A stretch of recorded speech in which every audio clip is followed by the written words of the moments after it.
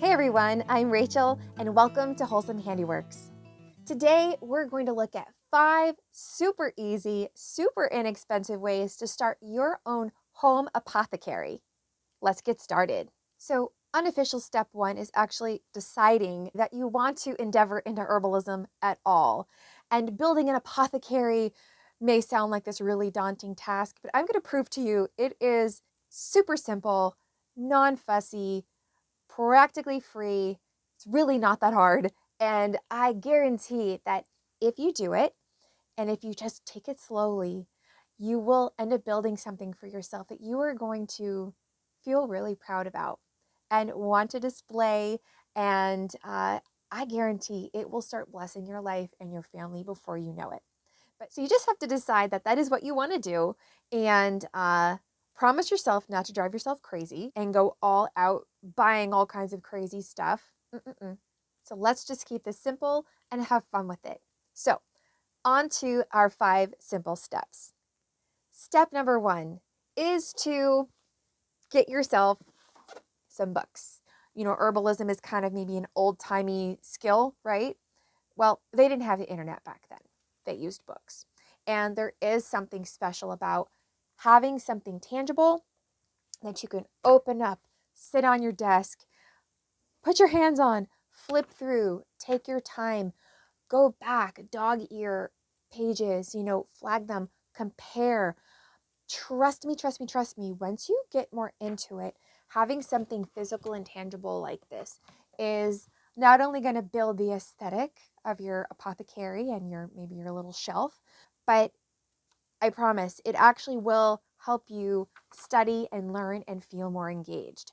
Now, you do not have to spend a lot on these books. In fact, some of the first books that I ever got myself were from the library giveaway. There's like a little room outside of the main library, outside of where my mother-in-law lives, and they always have wonderful books that are just about ready to get thrown away, and they're 100% free. So I've gotten a couple great gems from there. I had found this place called Thrift Books. I think it was through eBay actually. But there's a lot of booksellers who are they kind of recover books, usually from libraries that are discarding, and they have them online for sale super, super cheap. So I do not think you need to spend a fortune on it. So, of the types of books to get, I would really say 2 would be what you want to get. The first one that you want to get, and arguably the most important, is a book that's kind of encyclopedia style that is for identifying. Most of these will have really nice pictures in them that will oftentimes have a botanical drawing type thing, in some cases an actual photograph. They will show the herbs or the plants in various stages of their life. In many cases, sometimes it's the only way to identify a plant is at a certain stage of its life to be able to differentiate from a duplicate out there. So, it'll show you the leaves and the flowers and the seeds and all that kind of stuff. So this will help you to be able to identify things using it as a reference guide. Some of them do also tell you what they're used for and may give you some tips on basic tips of what it'll be used for as a tincture or a tea, how the plant is used in herbal medicine. But basically an encyclopedia style book that with really good pictures is the first thing that you need. The second type of book, one that is talking about how to make the different herbal products, teas, tinctures, salves, oils, glycerites, all that stuff. You want to get familiar with what you're going to do with your plants once you've collected them, if you're planning on going the herbalism and natural health route. So those 2 kind of books are really, really helpful, but a nice simple guide that will show you step by step what to do with these herbs, how to prepare them, what the different parts of the plant are and how they're used and why you will use them in those different ways. This is not to get ahead of yourself, guys. Don't worry about all those details right now, but those are just a couple kind of books that I recommend to get started. And you will by all means add to your collection later, but just get yourself a book just to get started to help you start identifying.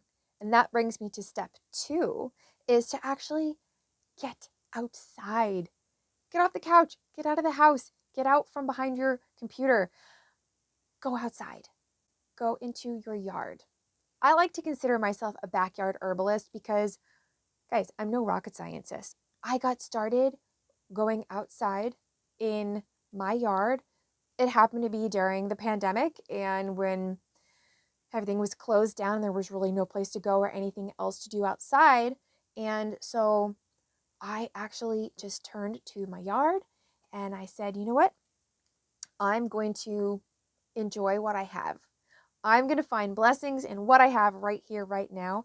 And again, armed with one of my books and a few little online resources, I went outside and I made it my mission to identify all the weeds in our yard. And I did. And it was so fun. Now, just a quick side note, when we moved in, we never put down any fertilizers or pesticides. So really our yard has gotten quite naturalized. So I'm blessed there in that I have a lot of variety growing in our yard. But it was the greatest thing ever. And as I started being able to identify them by looking at the plants, comparing them to my books and online, and I did get a little app on my phone called Picture This. I'll leave a link later. I started to become much more familiar with the different weeds in my yard and started to grow quite attached to them and really start to love them. So once I got that down, then as I went on walks in other places, I'm in someone else's yard, in the sidewalk, at the park, wherever, I started noticing things. Once you know something, it kind of pops up everywhere. Started noticing these plants, and it just made it extra exciting when I would go outside. Number 3 is to decide actually what kind of plants and herbs you would like to have and collect. Part of it goes back to number 2, is once you've gotten outside and you see what's in literally your backyard, you may have an abundance of certain things. Once you learn the purposes of them, you may say, oh, that's great. I can make myself a nice little medicine cabinet of things to treat burns or itchy rashes or maybe hay fever, whatever. So you might determine that by just what's in abundance near you. But you may decide because, maybe you're going down this route because you want to just have like pretty plants around the house that are free, or you want to add certain things to cuisine. That's how you'll determine what you want to collect. For me, I wanted a little bit of everything. I definitely wanted a herbal medicine cabinet, so to speak. I wanted my apothecary to be like, all spread out and be able to reach for this and reach for that to treat what ails me. But I also did incorporate some, just as far as the aesthetic, and incorporated some of that into my decor and other things. As I learned what they were, I incorporated them into my cooking. You can grow things purposefully, like flowers like lavender, yarrow. There are things that are just plants that we love to grow for the beauty of them in your garden. But as we will learn, there are so many medicinal benefits to these. So double duty. I love multitasking. Maybe you do too. So that's a great way to do that. Things like, say, peppermint. Maybe you love to make tea. So you may want to collect or grow those things nearby you. Growing them either in an herb garden. If you don't have that kind of space, guys, that's okay. You could do it on, if you have a little patio or balcony, or even if you just have a sunny window, or not even a sunny window, an arrow garden, a lamp, something. You can just have little pots and jars of different plants in your house, right nearby you, just to bring life, into your space. Beautiful, living, breathing, oxygen giving little plants that you will grow to love and appreciate, and that can bring a lot of joy to your life. So you don't necessarily even have to have a yard like I do. I have 3/4 of an acre. I don't have 35 acres. But with the little bit that I have, I've learned to appreciate what is there, know what it is, and recognize it when I go out.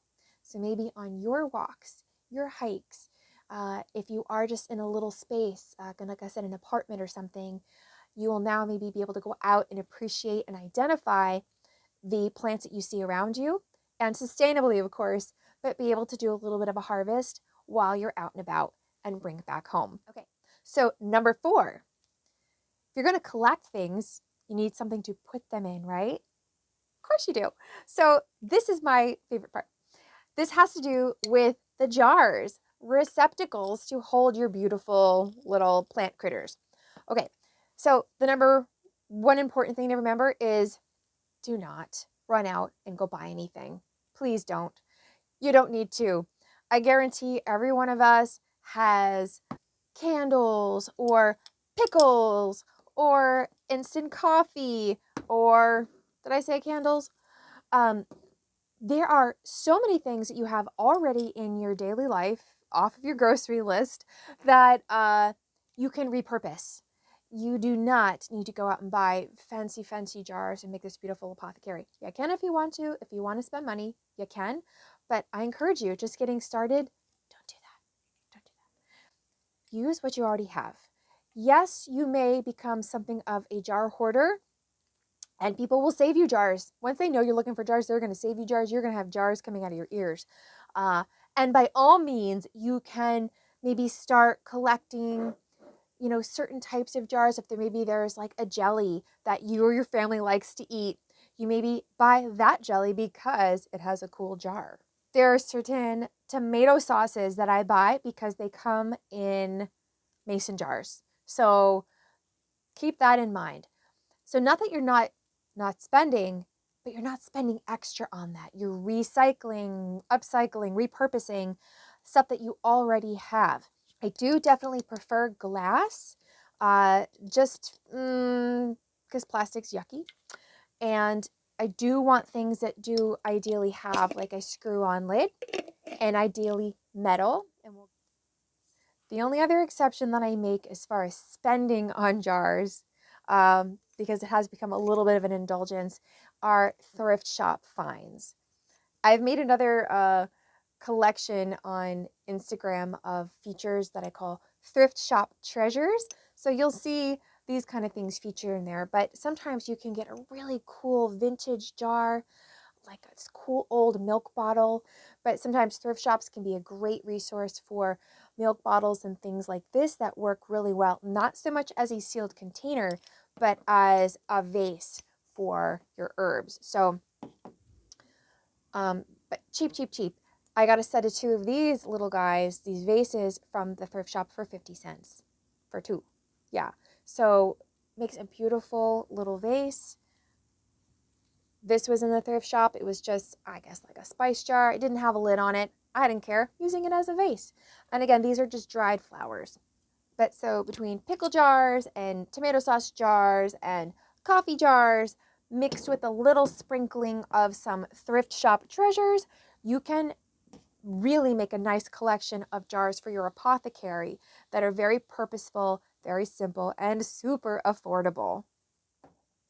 And tip number 5 is simply creating a space for your beautiful treasures and your herbs. At my house, I have our old hutch. Really wasn't doing much with it. I had junk on it anyway, so I decided that is my apothecary. I put all my jars all collected up there. There's a couple different shelves, and I have them all on display. What is important is that you do try to make your space out of direct sunlight. Now, the most protective thing for your herbs are in like dark bottles. It does protect the integrity of the herbs better.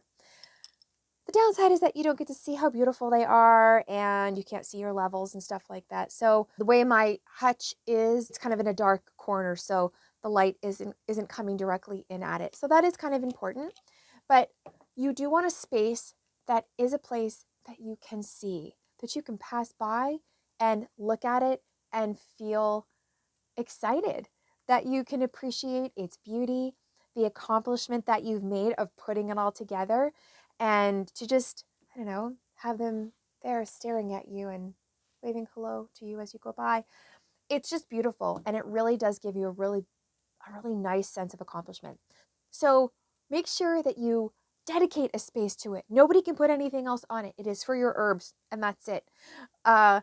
Dedicate that for yourself. It does not have to be big. One shelf can do it. because again, you can fit, a few jars deep on it. I don't like going too deep, but you can put, say, a tall jar in the back so you can see and identify it, and a shorter one in front. You don't need a crazy amount of space, but do dedicate space that is out of the direct sunlight, that is reachable. You don't want to have to climb up on the counter like me to go get stuff, and you don't want it so low that people can, are going to start getting into it, especially if you have kids around or pets.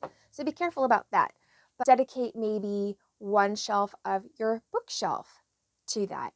You can maybe repurpose an old spice rack or something else and hang it on the wall in the kitchen and put your herbs there. But you just want them to be out of direct sunlight, a place that looks and feels beautiful, but that's also accessible so that you can get at it and use it, but not so accessible that the dog's going to knock it over, the baby's going to grab it, or your husband's going to be like, "What's this?" and throw it out. So that's really it, guys. Of the 5 tips, get a book, get outside, decide what you would like to collect and like why you want to collect it, get yourself some jars, and get yourself a shelf. And that's it. Don't be fussy. Don't spend a lot of money. Don't go crazy, but just do it. Get it started. Don't overwhelm yourself. You absolutely can do it, and you are going to have a blast. I hope this inspires you to get outside and try it for yourself. I can't wait to see the result of what you guys end up creating. I hope you'll share it down below and keep in touch with me on Instagram and here on YouTube. So don't forget to like, share, and subscribe. Be sure to check back often, check some of the other playlists, and I look forward to seeing you back here again soon. In the meantime, keep it wholesome, people. Bye.